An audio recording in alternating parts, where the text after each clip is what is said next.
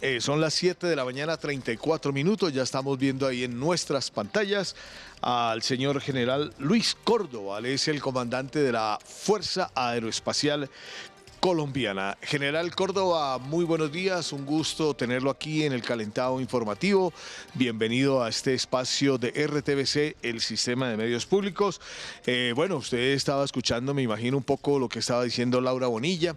Entonces, bueno, desde todas las críticas que se hacen frente a estos bombardeos, donde han perdido la vida estos 15 menores de edad que han sido reclutados por las disidencias, ¿cuál es la respuesta de las fuerzas militares, en este caso pues de la Fuerza Aeroespacial, que es la que hace estos bombardeos? Buenos días y bienvenido, general Córdoba. Muchas gracias, un cordial saludo para William, para Jairo y para Marcela. Un saludo a todos los televidentes. Efectivamente, este es un hecho absolutamente repudiable. Rechazamos contundentemente el reclutamiento forzado a que se han visto expuestos nuestros adolescentes, nuestros menores de edad, los cuales en diferentes circunstancias han sido víctimas de estos grupos criminales que los han reclutado de manera forzosa. Lamentamos la suerte que corren estos jóvenes, los cuales indudablemente deben estar más bien al lado de sus familias, en un colegio, deberían estar cumpliendo una tarea de formarse y no en este tipo de actividades tan repudiables como es que sean reclutados forzosamente para ingresar a las filas de estos grupos criminales. General, estábamos escuchando aquí a la subdirectora de Pares, de la Fundación Pares, Laura Bonilla. Ella decía pues que los bombardeos se deben utilizar, pero primero se debe utilizar una amplia inteligencia para garantizar que efectivamente no se van a bombardear menores, que no hay menores allí en los campamentos de estos grupos al margen de la ley. ¿Qué responde usted, general? Bueno, lo que yo puedo decirles es que ha habido una voluntad desde hace ya varios años, desde el año 2022, donde se empezaron a establecer las diferentes mesas de diálogos entre el gobierno nacional y este Estado Mayor Central, bajo el liderazgo criminal de este bandido alias Mordisco. Se han sostenido combates permanentes ya durante este lapso de tiempo. Se han tenido un total de 1.400 combates, se han neutralizado más de 13.600 sujetos entre las capturas, entre las desmovilizaciones. De igual manera, nuestra fuerza pública ha sufrido los crímenes de estos sujetos, tanto asesinados como heridos hemos tenido. Ustedes conocen perfectamente las acciones que ha tenido este grupo criminal de alias el bandido Mordisco en el Cauca, pero también se han presentado en Arauca, pero también en el Meta, en el Guaviare, y toda la comunidad conoce perfectamente el nivel de extorsión, de secuestro, el nivel de reclutamiento forzado que estos grupos han tenido con todas sus diferentes estructuras. Como colombianos y como responsables de la seguridad, nosotros cumplimos un proceso de identificar qué es lo que está ocurriendo. Nos lo dicta la Constitución Nacional que debemos conservar el orden público. En este sentido, nosotros tenemos diferentes formas de actuar y hay diferentes gradualidades para poder actuar, primero que todo a través de la inteligencia, pero indudablemente a través de la presencia del soldado en cada rincón del país. En este sentido, se han presentado combates y puedo mencionarles que en estos combates hemos podido identificar que hay niveles de control criminal de estos bandidos, hay confinamiento, como les mencionaba, hay también extorsión generalizada allí en algunas zonas del Guaviare, del Caquetá, pero también de la zona del Meta. En ese orden de ideas se identifica que la amenaza que es este bandido alias Mordisco con sus diferentes estructuras, Alonso 45, pero también a través de alias Pescado, el cabecilla de la estructura 39, pero también alias Jimmy, el cabecilla de la estructura 44, son quienes hacen presencia y buscan desplazarse hacia los sectores haciendo contiendas por disputa territorial con el grupo criminal de alias Calarcá. De tal manera que la inteligencia militar identifica la presencia de estos grupos, hace la presencia a través de nuestros soldados. Recordemos que en agosto se presentaron combates también en el sector del Guaviare, y estos combates permitieron de alguna manera la neutralización de unos sujetos pertenecientes a esta estructura. Y recuerden ustedes que se presentó también el secuestro, la retención ilegal de nuestros soldados, que fueron cerca de 34, y precisamente esa dinámica es lo que se ha venido siguiendo para poder identificar que para las operaciones que se realizan ya con el empleo y los métodos del bombardeo, pues indudablemente después de muchos análisis, de analizar circunstancias en las que incluso la propia tropa está en riesgo, es que se emplean, y pues indudablemente ya conocen ustedes cuáles son las circunstancias de la operación que en su momento se realiza. Sí, general, la Defensoría del Pueblo, o mejor, Medicina Legal, dice que ya son cerca de 14, 15 niños, niñas, adolescentes muertos en estos bombardeos. Y la Defensoría del Pueblo ha salido a pedirle al gobierno nacional que suspenda los bombardeos y que más se proceda precisamente con el tema de la inteligencia, porque ya son 15 adolescentes, niños y niñas muertos en estos combates, en estos bombardeos.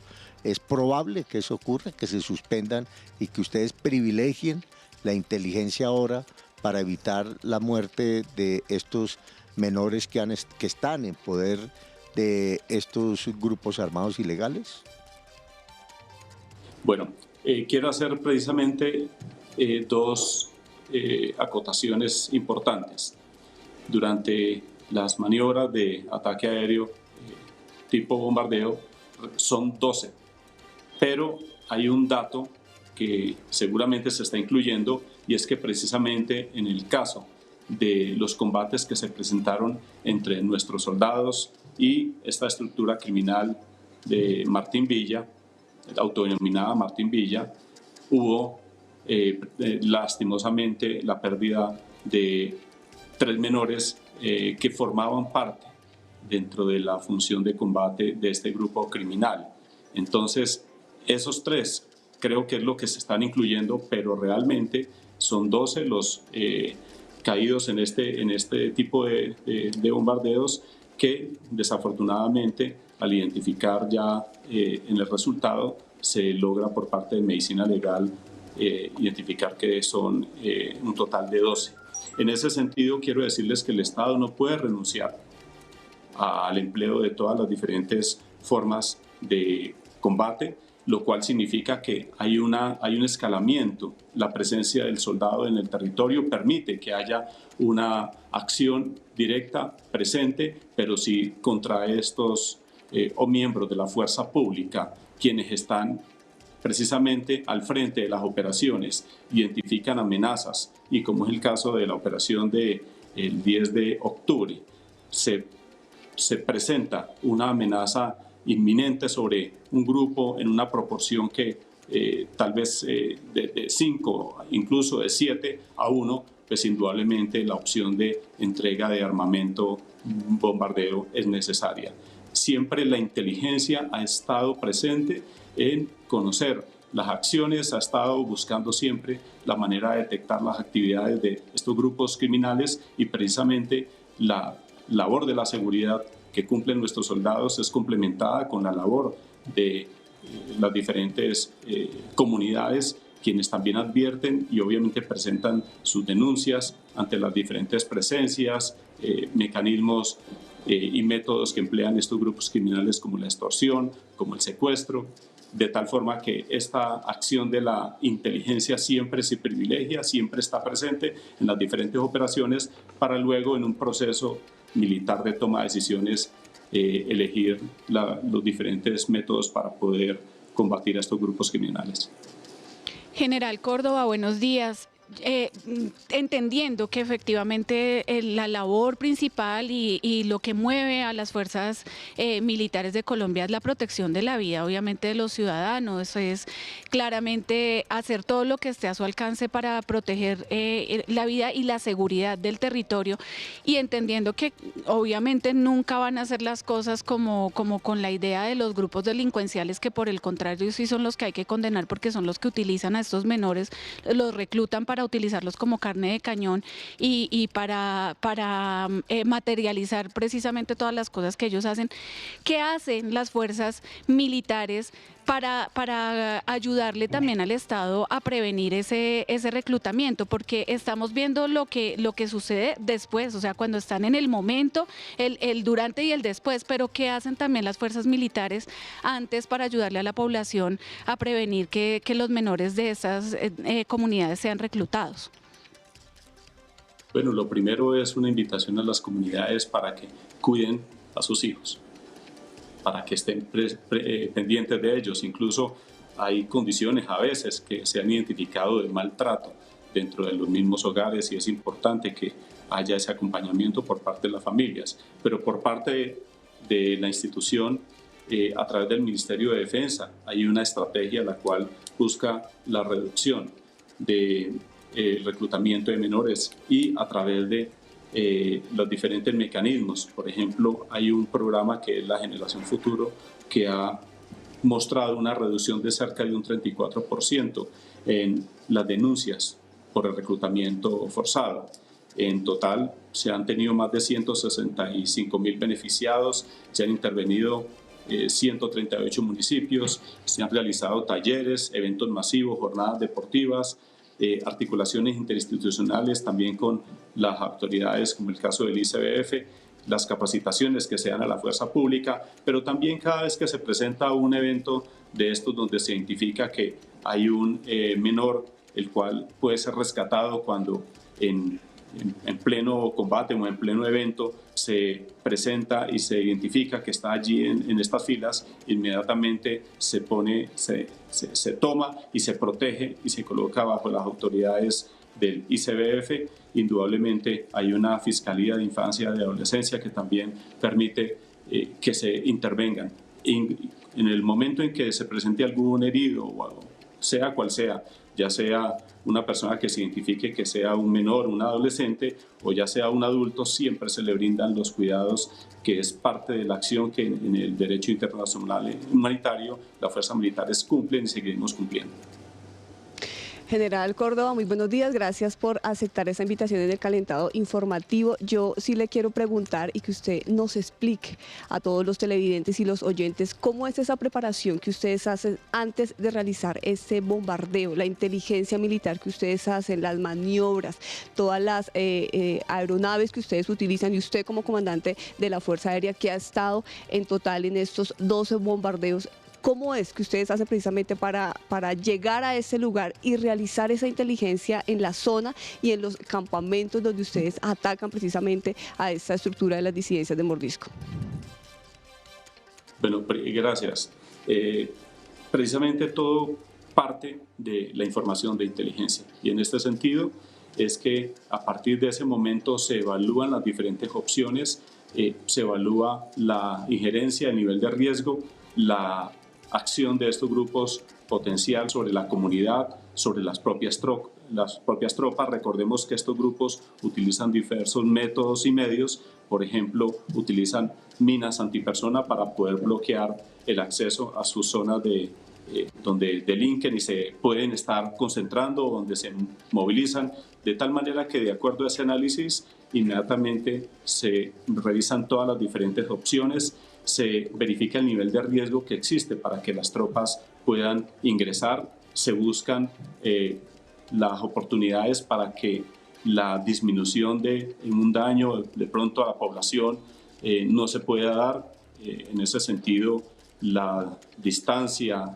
la ubicación de estos criminales referente a sitios poblados, de tal manera que a partir de todo un análisis y toda una discusión jurídica se determina el nivel de bombardeo que se hace. Indudablemente esto significa la selección de las mejores, de las tripulaciones más entrenadas, pero también de las máquinas debidamente con sus sistemas de precisión debidamente organizados, de tal manera que a partir de ahí se decide y pues indudablemente todo sigue conforme a las reglas del derecho internacional humanitario con el fin de neutralizar esa amenaza. Indudablemente es un proceso que toma bastante tiempo, pero hace que la función que se cumpla trate de garantizar en todo momento una legitimidad en el uso de las armas,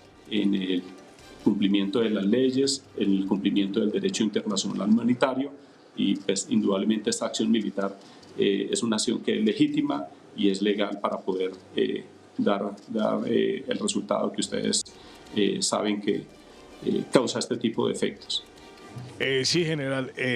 Usted está diciendo algo que es muy correcto y que son acciones legales. Sin embargo, si uno se pone a mirar el derecho internacional humanitario, sí y no son tan legales las acciones, sobre todo cuando hay menores de edad en estos campamentos y pueden resultar afectados.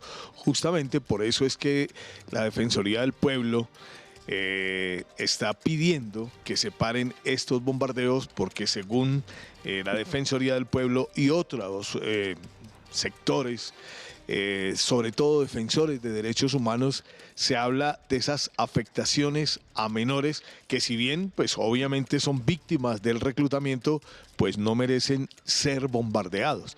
Frente a esto, ¿usted qué responde, general? ¿Hay la posibilidad de parar, de frenar los bombardeos mientras se perfeccionan, digamos, las labores de inteligencia para garantizar que durante estos bombardeos no mueran menores, adolescentes, o definitivamente el hecho de que estos grupos ilegales, estos grupos armados recurran al reclutamiento para pues engrosar las filas de menores de edad, hace muy difícil que se pueda parar estos bombardeos, o hace muy difícil que, si ustedes bombardean, no se pueda en ningún campamento garantizar que no haya menores de edad?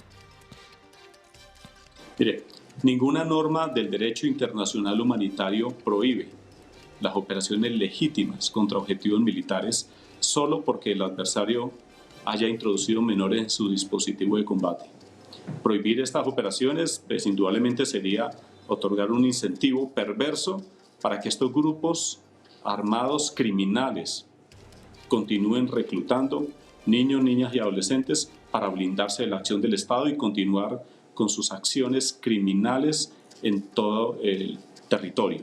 De tal manera que el derecho internacional humanitario habilita la posibilidad de este tipo de operaciones, y quienes están realmente incumpliendo son estos grupos criminales que están obligando a algunos jóvenes a forzarlos a involucrarse en este tipo de actividades, y ahí es donde se pone en riesgo las comunidades, se pone en riesgo el Estado de Derecho, pero también se pone en riesgo la acción que el Estado a través de la fuerza pública está cumpliendo.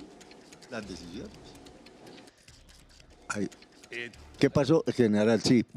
No, pues, general, claro, definitivamente cuando se van a tomar estas decisiones, pues la persona que tiene que estar informada pues es el presidente de la República, que es el comandante en jefe de las fuerzas, de la fuerza pública de nuestro país, que incluye militares, fuerza aérea, armada, policía, por supuesto. Aquí la pregunta es, cuando ustedes se sientan con él, le llevan la información, le proponen las decisiones que se deben tomar, ¿ustedes sí le allegan al presidente la información necesaria? ¿No le ocultan nada al presidente para que él tome esta decisión? Porque él finalmente está en su despacho presidencial. Todas las acciones que se realizan, indudablemente dan a conocerse con todos los elementos de inteligencia, los elementos que involucran el riesgo y cuál es la ventaja militar, los diferentes elementos para poder determinar la distinción, pero para disminuir la posibilidad de daños, de tal manera que siempre la decisión se toma con base en un análisis, como le digo, muy a conciencia, pero también un análisis de la inteligencia supremamente detallado para poder definir el método que se va a aplicar. General, estábamos recibiendo una información donde las fuerzas militares están justificando este bombardeo en el Guaviare por la siguiente razón. Se decía que había 120 integrantes de las disidencias reunidos y que estaban a punto de poner en riesgo la vida de 20 soldados, de 20 comandos especiales que estaban en operaciones especiales allí en la selva. Si ustedes saben que hay 120 guerrilleros en ese momento reunidos, ¿cómo saben esa inteligencia? Y si en esa inteligencia ustedes determinan que efectivamente ahí hay menores, y si pese a determinar que hay menores, toman la decisión de hacer el bombardeo, en este caso, ¿por qué razón, general? Bueno, lo primero que todo es que hay una recopilación de información de diferentes fuentes, de diferentes maneras, pero no voy a entrar en detalle precisamente por la misma clasificación de la información, pero desde diferentes formas se conoce que hay la presencia de un grupo de bandidos, pero también se conoce que desafortunadamente hay alguna posibilidad de que existan algunos menores. Por esa razón es que la selección de los objetivos se hace de manera muy específica, y en ese sentido los métodos y medios que se seleccionan se escogen que sean los idóneos. Se busca atacar al objetivo principal con el fin de poder, no de forma indiscriminada, hacer un bombardeo, sino enfocarlo solamente en el grupo, en el liderazgo de estos grupos criminales, de tal manera que se escoge que, indudablemente siendo una zona inhóspita, pero también siendo o viendo el riesgo que están asumiendo nuestros hombres que están cerca, pues indudablemente si estuviésemos nosotros omitiendo realizar este ataque, podríamos estar nosotros siendo cuestionados por no defender la vida de nuestros 20 hombres que se encontraban muy cerca de este sitio para poder brindarles protección a nuestros hombres. Pero de igual manera estos hombres estaban buscando de alguna manera bloquear este tipo de amenaza, pero al ver el número que ustedes están mencionando, más de 120 bandidos, que es lo que se estima, pues indudablemente la acción que debe tomarse debe ser inmediata y debe ser contundente contra la cabeza de este grupo de manera muy selectiva. General, una pregunta aquí que nos hacemos entre todos y que nos escriben es que, bueno, si había 120 guerrilleros ahí reunidos y ustedes hicieron ese bombardeo, todavía no sabemos bien los resultados. Hasta ahora solo se habla de 34, ¿verdad? 34 guerrilleros que fueron neutralizados. O sea, 34 guerrilleros que perdieron la vida. Ahí, ¿por qué no, digamos, no fue más grande el resultado de esta operación? ¿Qué falló ahí? ¿No fue tan efectivo el bombardeo o qué pasó ahí, general? Precisamente lo que se busca es la selección del objetivo principal, que es la priorización de los mandos, porque no se tenía una información tan exacta de posición. Sin embargo, lo que sí se pudo determinar es que en un área es donde se podía estar dirigiendo la operación, y desde ese punto es donde se pueden y se hacen los ataques. Pero también recuerden que subsiguientemente se realizaron operaciones las cuales permitieron que algunos se presentaran algunas capturas, pero también que se desmovilizaran, incluso que hubiese el hallazgo de una cantidad de armamento significativa, y esto es fundamental. En total se recuperaron 3 jóvenes, los cuales se pusieron a salvo, 3 menores, se sometieron 2 sujetos, se capturó 1, y pues la muerte en el desarrollo de operaciones militares de un total de 20. Pero armamento, recuerden que estos grupos tenían una gran capacidad de armamento, 24 fusiles, 6 ametralladoras, armas cortas, proveedores para fusil 154, más de 20.000 cartuchos que iban a ser empleados obviamente contra la población, incluso para combatir entre los mismos grupos criminales, situación que nosotros tampoco debemos permitir porque debemos hacer presencia para evitar que haya violencia en esta zona. De tal manera que también pudimos encontrar explosivos, minas antipersonales, artefactos explosivos improvisados, balones bomba, explosivos como pentolita, de tal manera que sí hubo un resultado importante que permitió desarticular a estas estructuras, permitió que se protegiera la vida de la población y de nuestros hombres de la fuerza pública. Ese es un resultado importante, pero también se garantizó que la gobernabilidad se mantuviera. Recordemos que unos días antes habían atacado estos grupos criminales al alcalde allá en Calamar, pero también al ejército y a la policía en Calamar. Y estos mismos grupos fueron los que provocaron una sonada allá en el sector del Guaviare, restringiendo la movilidad de nuestros hombres, 34 soldados que estuvieron presentes allá. De tal manera que bloqueamos el avance y el control de estos bandidos criminal que tenían en los departamentos del Meta, Guaviare y del Bichada.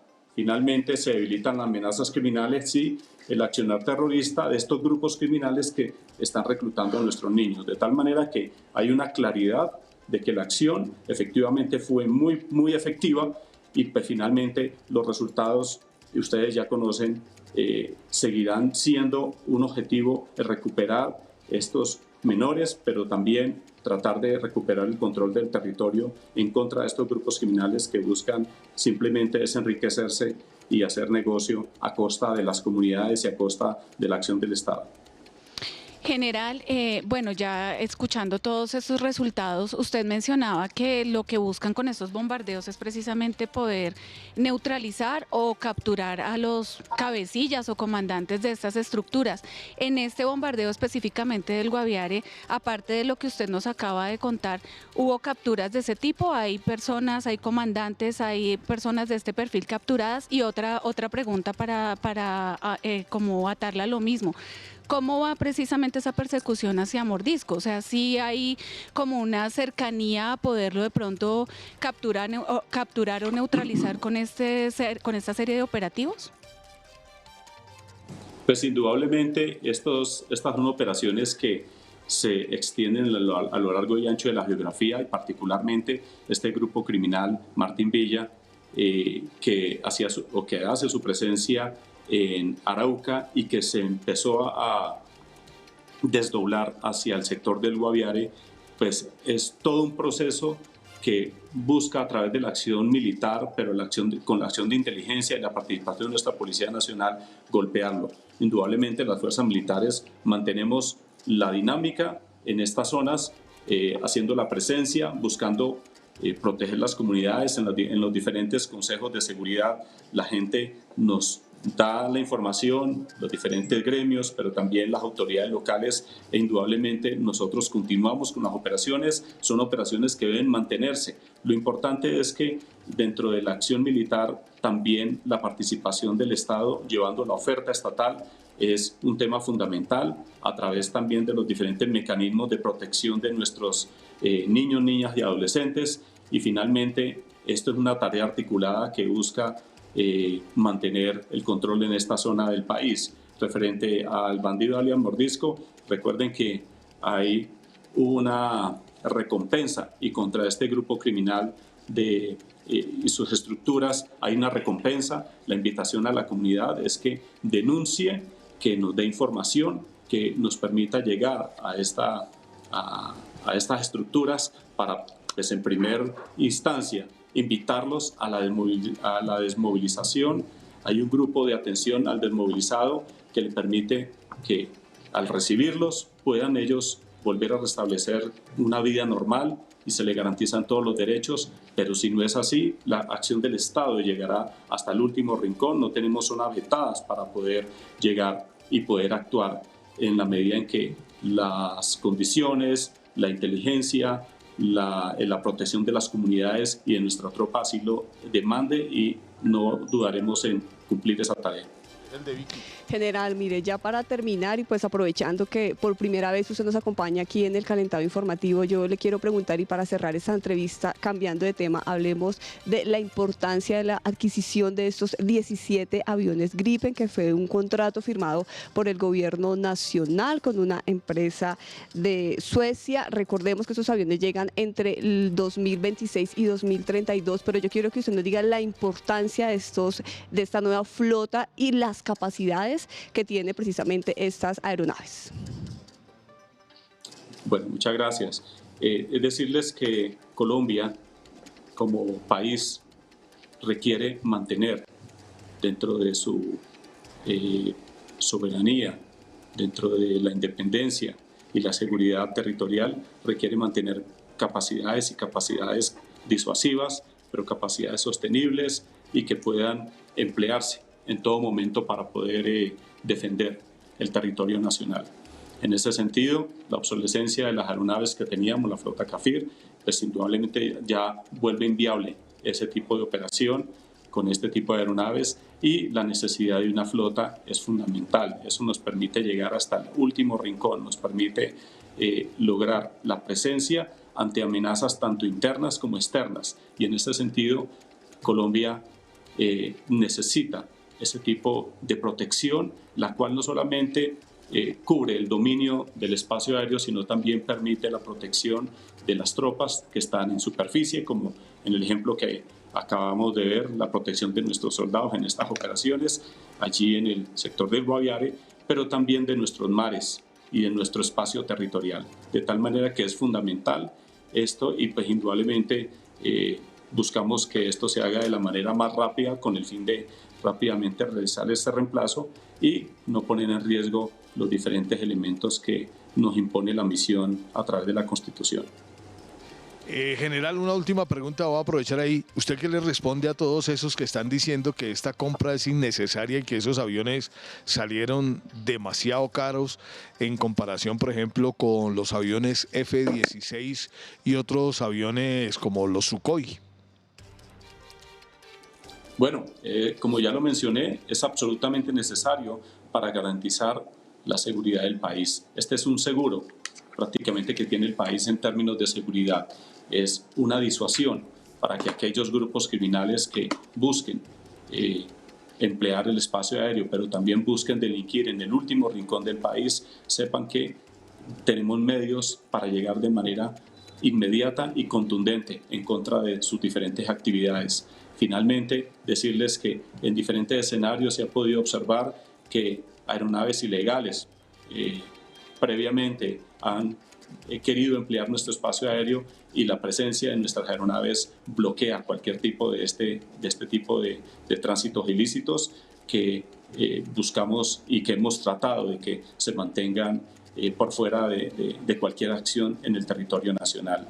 Decirles que este es un contrato que es supremamente importante, decirles que es un contrato que se ha firmado con muchos requerimientos y muchas exigencias que permiten, a la luz de los diferentes elementos de control, de Contraloría, de Procuraduría, puedan vislumbrarse cada una de las acciones que se vieron, las precauciones que se tomaron para que estén obviamente conforme a la norma, para que no hayan hechos de corrupción, cosas que no vamos a permitir ni permitimos. Decirles que las aeronaves tienen una gran capacidad, y esto involucra diferentes elementos que no es solamente la compra de aeronaves, sino que lo primero hay que precisar es que no se tratan de aeronaves, sino es adquirir toda una capacidad, y específicamente cuando se estructura esta capacidad y en estos aviones, este tipo de aviones se deben contemplar como aspectos como la capacitación de pilotos, de técnicos, el soporte en general, los procesos, sistemas de entrenamiento posteriores, los equipos de operación necesarios en tierra, las herramientas, bancos de prueba, el realizar el mantenimiento, obviamente con el tiempo a medida que las aeronaves empiezan iniciar su operación, una infraestructura necesaria para operar estas aeronaves, repuestos futuros que se requerirán para mantener la aeronave, el tipo de armamento, y obviamente el armamento requiere una integración a través de unos accesorios físicos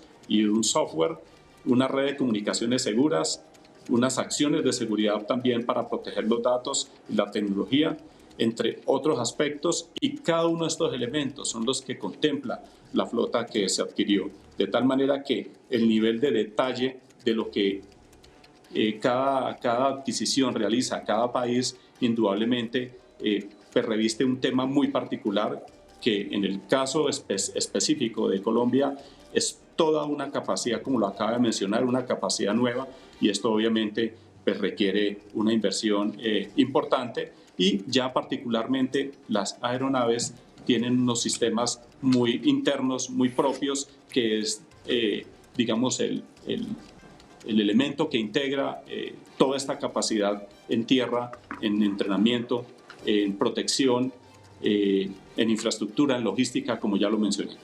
Sí, general, es que, a ver, a raíz de este contrato de la compra de los aviones Gripen, pues se ha generado un debate en torno a la campaña presidencial, y varios precandidatos o candidatos, como se llamen, están criticando y poniendo en duda incluso el contrato mismo, e incluso llevando más allá la firma del contrato y diciendo: aquí hubo un soborno con el gobierno sueco, y de ese soborno hoy está sacando fruto la esposa del presidente Gustavo Petro, que vive ahora en Suecia.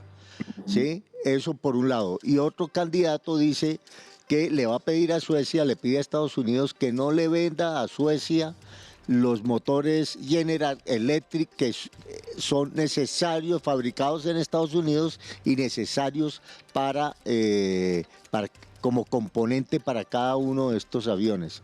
¿Usted qué opinión tiene sobre el tema? Bueno, aquí no es una opinión, es una realidad que se emplearon los diferentes elementos de transparencia con los que cuenta el Ministerio de Defensa. Se hizo un estudio juicioso desde hace 12 años, los cuales se plasmaron a través de los últimos 2 años, 3 años, en un equipo multidisciplinario donde se involucró la parte jurídica, la parte financiera, la parte técnica, la parte operacional, y en conjunto se determinó, y así fue asesorado el tomador de decisiones, el señor presidente de la República, que esta es la opción más viable. Esta es una opción que permite una sostenibilidad en el tiempo, y indudablemente esta es la decisión más eficiente para las necesidades del país. Esta aeronave tiene unas capacidades que permiten emplear gran parte de la infraestructura aeronáutica con que cuenta la fuerza pública, pero también con que cuenta la aviación civil del país. En ese sentido, quiero decirle que está abierto al escrutinio, indudablemente, de los diferentes entes de control, dada la naturaleza propia de la seguridad de la información que esto requiere, el nivel de clasificación, pero indudablemente esta es una compra supremamente importante para el país, que está obviamente con un análisis técnico, operacional, jurídico. Además cuenta con pólizas de cumplimiento. El tema del veto no está, mejor dicho, la empresa garantiza que haya una libre, digamos, ejecución, y haya un libre empleo de los elementos que se requieren para operar esta aeronave en cada una de sus diferentes partes que lo componen. O sea que no hay una preocupación, y está incluso ahí mencionado en el contrato, está inmerso en el contrato de este elemento. Bueno, general Luis Córdoba, pues muchísimas gracias por estar con nosotros, por dedicarnos este tiempo. Muchísimas gracias por estar aquí en RTVC, el sistema de medios públicos, en este calentado informativo. General Córdoba, comandante de la Fuerza Aeroespacial Colombiana. Muchas gracias. Muchas gracias, William, Jairo, Marcela y Paola. Muy amables, y un feliz día para cada uno de ustedes. Bueno, muy feliz día para usted, general. Muchas gracias por sus respuestas. 8 de la mañana, 13 minutos en el calentado informativo.